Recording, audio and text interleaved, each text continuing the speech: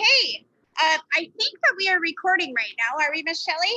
Great. Thank you so much for being a part of this today, Miss Salisha. Can you see all these wonderful kids ready to enjoy this art? Oh Yeah. my, I'm so excited. They're all waving to you. Can you guys say thank you, please? So like I said earlier today, you've already been introduced to our fifth graders here because they have watched the interview that I did with you. And so they know some of your background information and fourth graders. And we are very excited to paint with you today. So without further ado, I think we can get started if you're ready. Okay. Can you guys hear me? All right. So when I paint, I like to paint things from the land. And a lot of the reason is because we come from the land when we're born and we're a part of the land. And so it's really important to know your surroundings. And so you look at things like where the sun rises, where the sun sets. You look at the moon and you pay attention to things like if it's getting bigger or if it's getting smaller. But a lot of things that I pay attention to myself are the plants. The plants tell us a lot of things. And right now, what are some of the first plants that will bloom over there in Montana? He said dandelions. Yeah, dandelions. Those are weeds. Yeah, weeds. Any other flowers you guys think will bloom soon? Right here. What do you think? Roses, we had someone say. What over here? Bitter roots, somebody said. Yeah, bitterroot. Bitterroot's a big one, yeah. So the bitterroot is grows in really rocky terrain. And I'm half Salish and I'm half Crow. And then for the Crows, where you're located, it's important to know so those are the indigenous people. Those are the people that come, the native people that come from the land are the indigenous people, and those are the Crow or the Upsalagat. And for them, one of the first things that they pay attention to is the choke cherry blossom. So that's really important because it signifies spring. So that's what we're gonna paint. The choke cherry blossom is also really cool because for a long time ago, if somebody wanted to paint something, they would paint on rawhide or they would paint on an actual tanned hide. And you could use the pigment from the choke cherry berry as a form of paint. And so those were what some of the first artists for Crow people or a lot of tribes in that area, they use the pigment from that berry. So that berry is pretty special to a lot of people in Montana. So what I do, my process is I try to respect my older people. And according to our ways, in both Crow and in Salish, we don't really use black unless it's for mourning, which is when you're really sad, like somebody passed away, and then that's when black is used. Otherwise, you use all the other colors, and you can make dark colors with the combination of the primary colors. So you guys know the primary colors? Okay. So you got red, you got blue, and you got yellow. And then from these colors, these are like elements, right? You can make all the other colors. And so that's how I learned. The funny thing is I don't really paint a whole lot, but I like to mix colors. So I paint in a style called abstract, which is pretty cool because it doesn't have to be perfect. And so that's what we're gonna do today. So a lot of people, they'll start with the drawing, but I'm not gonna do a drawing because I was taught that if somebody wanted a picture to be perfect or pristine, they could use a camera and go take a picture, and then you'll have a perfect picture. Otherwise, you create art and then it's your own version of that thing that you see. So we're gonna start. So if you have your paint, go ahead and do your red, yellow, and blue, a little splotch of it on your, wherever you got it. You got it ready? Your red, yellow, and your blue, just a little tiny bit. And then we're gonna do a choke cherry blossom. I'm gonna use white because that choke cherry blossom is really light. So I'll show you a picture here. So this is a simple Google search will get me this picture here. And normally, like the best thing to do for practicing artists is to do your own stuff. So normally I should go out and find a choke cherry blossom, but they didn't bloom yet.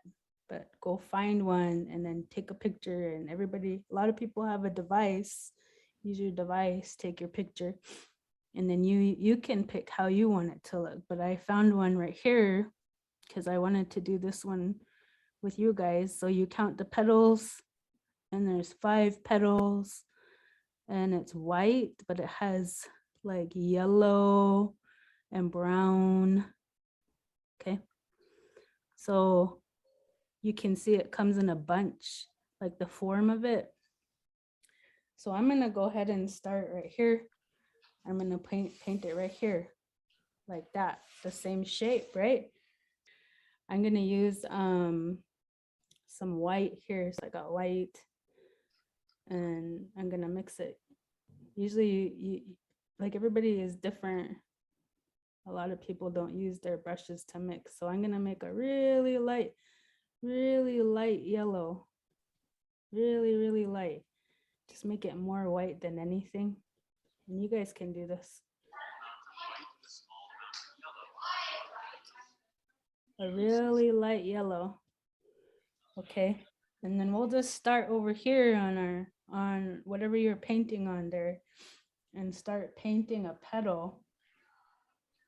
And it doesn't have to be perfect, but we know from this picture that there's 5 petals and they're kind of round. So that's what we're going for. We want to make round petals. You can't really see my picture too well because it's white on white, but I'm gonna keep making these petals, so you keep making those petals.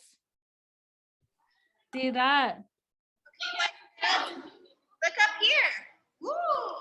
So that's abstract. See, that's not perfect. That's abstract. That's just how I want it to look, how I see it in my brain. Yep. So then do that, and then it's a bunch. It's not just one flower by itself.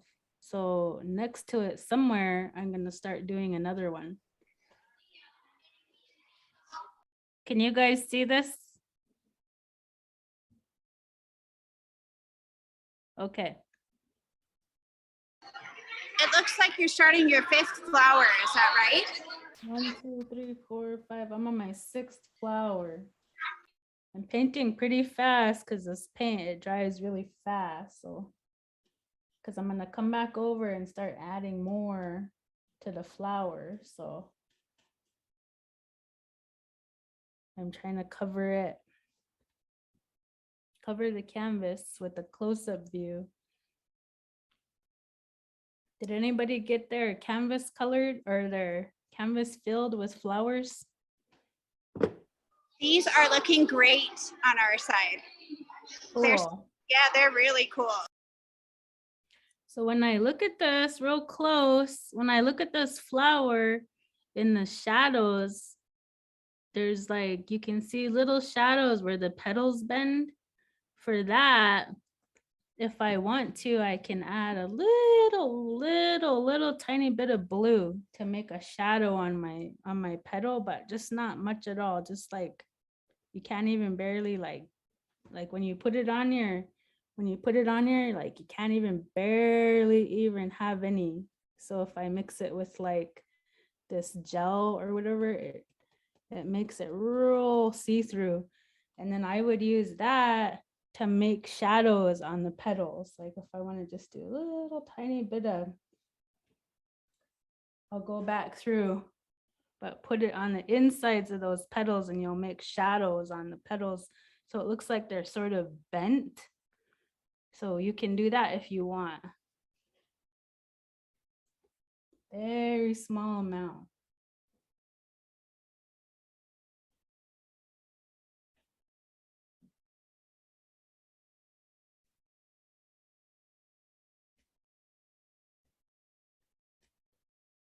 You just do it like on the edges, you know, kind of make it have like a round, a shadowed effect. Doesn't have to be perfect. Just put it on. I'll give it a cool look.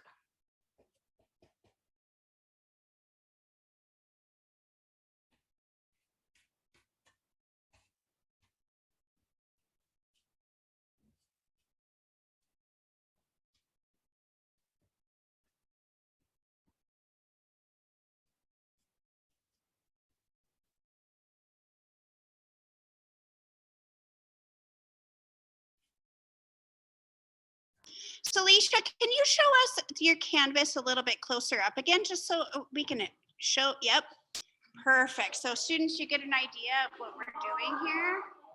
So let's say that you put too much blue in there. You can always blend it with a little more white. Okay, so don't fret or worry. Thank you so much.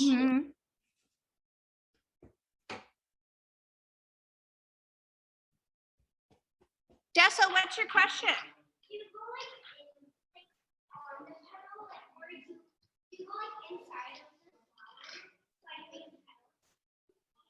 So she says, do you go inside of the flower to make the petal? I think you just you make like watch, I'll show you. Okay, so watch. So you just start with your shape, like you go around like that with your shape and then fill it in, because it doesn't have to be perfect, just needs to be like that oval shape. But you know it's gonna have these 5 petals that come out like the way a star's points are. So you make it so that you have the petals, and see, mine's not perfect. See, it kind of overlaps each other. So now that I got the flower down, and I look at this picture, the next color on there is that center area. So if I look real close at that center, it's got like a brown and it's got these little things coming out of it. And it looks like it has like a smaller green star shaped that goes in between the petals. So I think that might be the spacing of the petals. So I'm really just studying the inside. So to make brown, we use red and blue and yellow all together. And how dark you want to make that color, you use the darker color. So we'll use more blue to make it darker. So you take a very tiny amount of your red and a very tiny amount of your blue and a very tiny amount of your yellow, and you put it together and it'll start making a brown.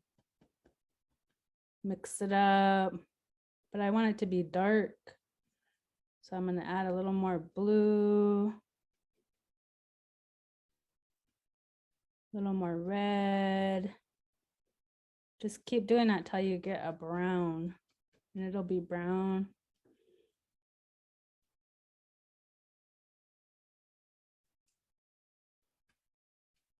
You can add like your temper paint or whatever that clear color is to it. So see that? I got a brown there from adding those 3 colors together. And I didn't use a lot. I just keep mixing it. If I want it darker, I add more brown.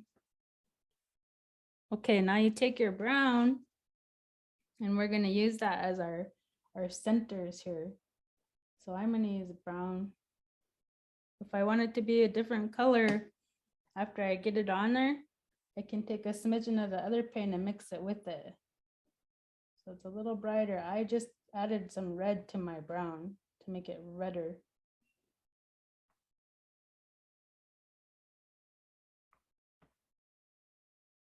I don't know if I want it to be dots, but that's what it's turning into. Dots in the center of my flowers. Very small dots.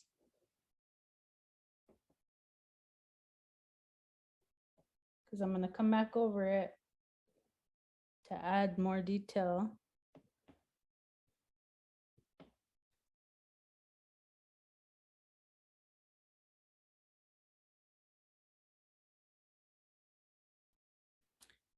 And then what I like to do, you don't have to do this, but when you're using,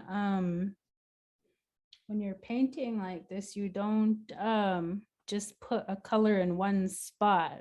When you're painting a composition, which is what you're making, it's a composition, you kind of spread that color out. So I'm going to use my brown to kind of help outline some of the flowers, like as a shadow out here.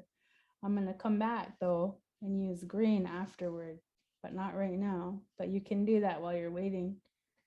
I use that brown to use it on other places of your canvas. When somebody's looking at your composition, they'll see, it'll make their eye go all over the canvas. They'll be able to see that color here and there. And that's what makes a good composition, is when you use the color throughout.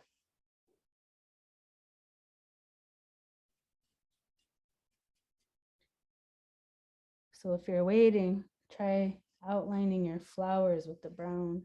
That'll be our shadow, our background. And we'll come back over it with green afterward.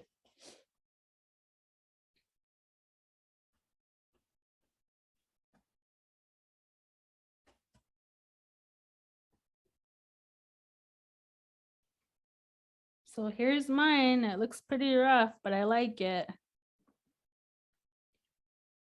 See, it's not perfect at all. You can just see, like, I used some of that brown and just like real quick went around where the background was. I did it so quick, you know, you don't have to make it perfect at all. We are ready, Miss Salisha. Okay, so now the next one we're gonna do is there's those little, we're gonna do the green next. So see those little like it's like a star shaped thing going around the brown of the middle of the flower. Can you guys see that? Yeah. Green.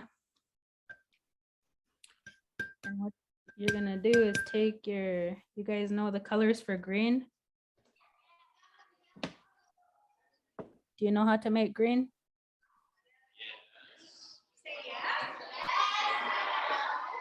So take a little bit of your blue and your yellow and make some green over in a different spot. I always get these little, I got my green. I kind of want a bright green because that's sort of a bright green on that flower. So I don't want to make it too dark. So I use more yellow than blue.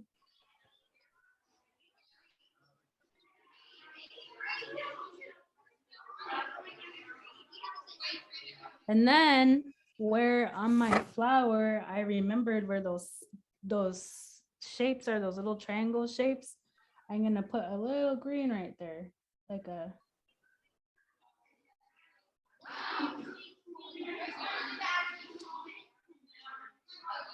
that's gonna separate my center. So see right here, see how I have it like a little point?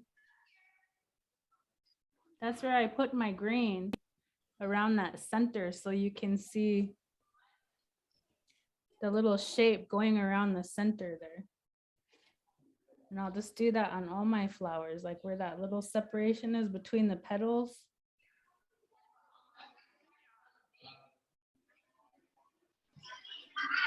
Now, like with the brown, because the background is it's leaves, the background to this flower, when you look at this flower behind it, you're seeing leaves. So I'm going to take the green and I'm going to also add it to this background color around the brown. So I'll put green in here too, all around where the brown was.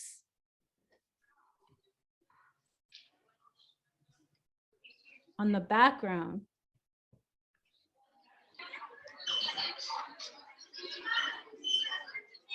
Okay, how are you guys doing?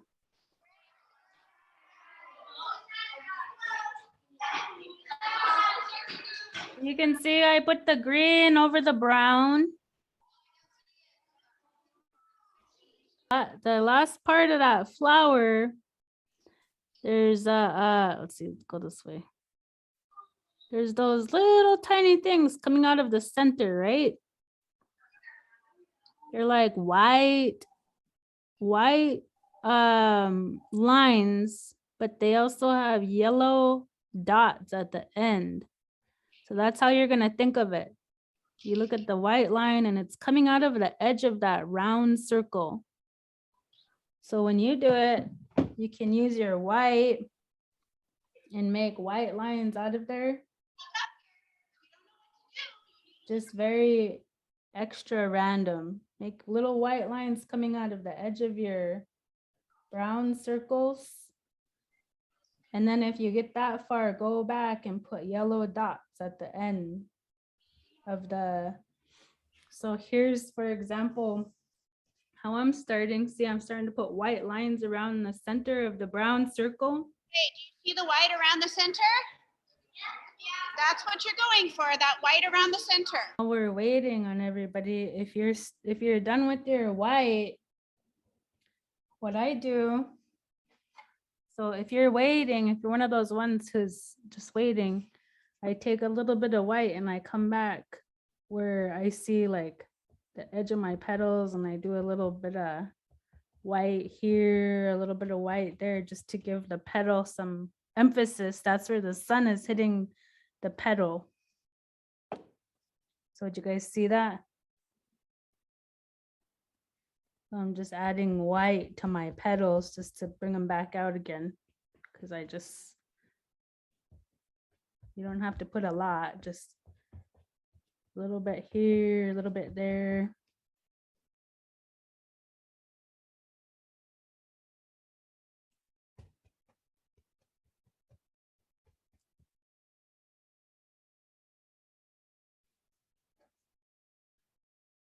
See? The white is there in the centers.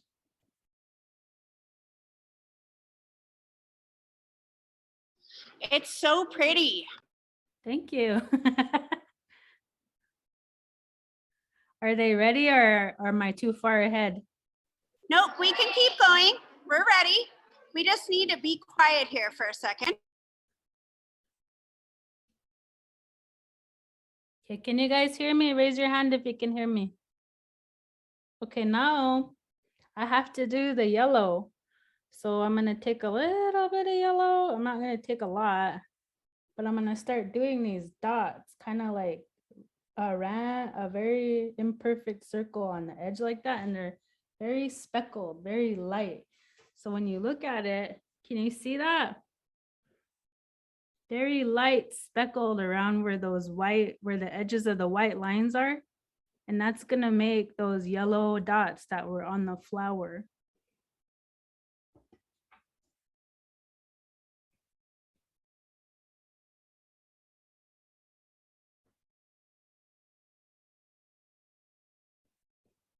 Just speckle it. You don't even have to make it perfect. It's just an ideal of a circle.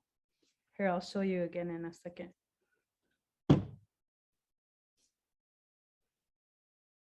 See, there's another one I did. I just speckled it super fast. You don't need a lot of yellow. You just need enough to just speckle it around the edges of those white lines.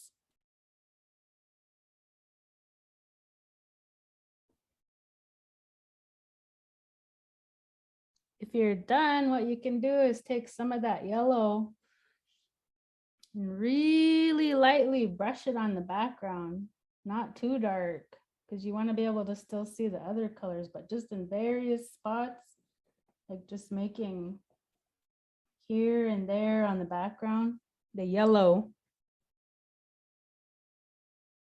to brighten up the green.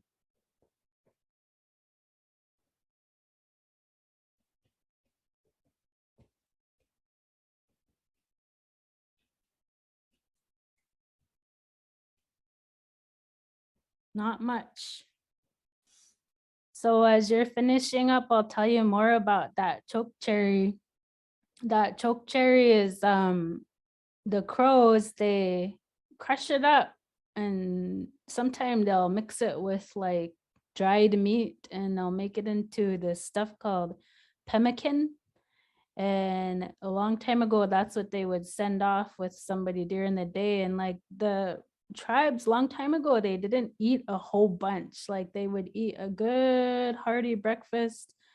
And then they might have like a snack of that pemmican during the day that they would nibble on here and there. And then they would eat maybe like one other time in the afternoon or evening. And then they wouldn't eat a whole bunch during the day because they were working all day. So that choke cherry is like something that would hold that pemmican together. And people still make that every now and then, but they would also put the seeds in there, and you got to be careful nowadays because if you eat those seeds, they'll make your fillings pop out. But also the word, I'm gonna play it here. Majudahila. Vajudahula. That's the Crow word for choke cherry.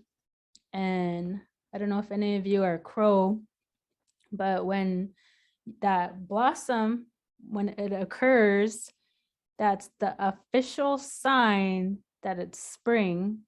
And then at that time, the ice has broken on the rivers or the waters. So that's what that signifies. And then for people who are spiritual in that type of way, they'll take food like meat or something very good and they'll go feed the river and pray and be thankful for that time. And so that's spring is like the start. It's the start again. You start again. And for Salish, which are on the other side of Montana, which is my other tribe, how we say that is chlo. That's how you say it, chlo.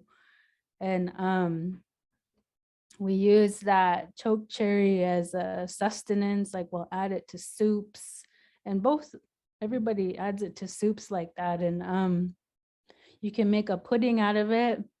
Like if your babies are if you're gonna feed somebody really special to you, you make a choke cherry pudding. That's like the most special gift that you can give like an older person, is to make that choke cherry pudding. It's like you cherish that person, you give that to people that you respect a lot. And then there was one other thing. Oh, for the Salish, when the choke cherry, the actual berry, when it's ready to be picked, also during that time, the elk are whistling, which means they're mating. So those are all called, if you go into college and stuff like that, what academics, they'll call that traditional ecological knowledge. And when you hashtag it, it's TEK. So if you get bored and you're looking up stuff for native knowledge, you search hashtag TEK, it'll bring up a whole bunch of stuff on all kinds of tribal knowledge all over Indian country. So those are measurements though, and those are our sciences that we did before colleges were ever here. We measured things by, we kept track of things like when the choke cherry tree blossoms. And some tribes will use the bark. And also on the Crow tribal flag, there's a little sweat lodge. The sweat lodge for crows, the actual wood that what holds it like a dome, that's made out of chokecherry branches. So if you look at the Crow tribal flag, there's a little dome on the center of it. That's what that is a little sweat lodge. So those are the things about chokecherries. So how many of you finished your painting? Did you all finish it? Cool, let me see.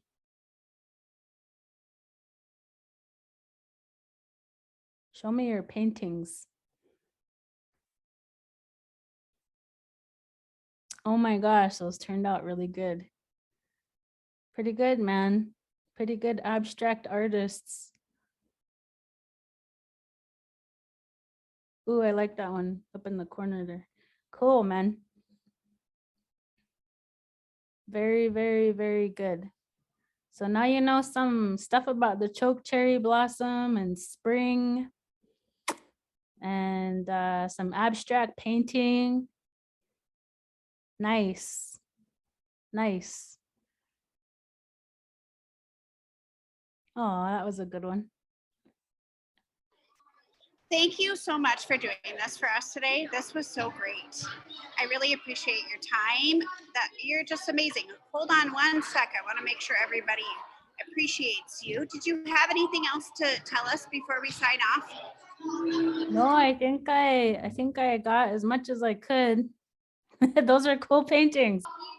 Salisha, thank you so much for doing this for us today. And I know we all learned a lot. So what do we say, gang? I'll send you pictures of their pictures too. Awesome. Salisha.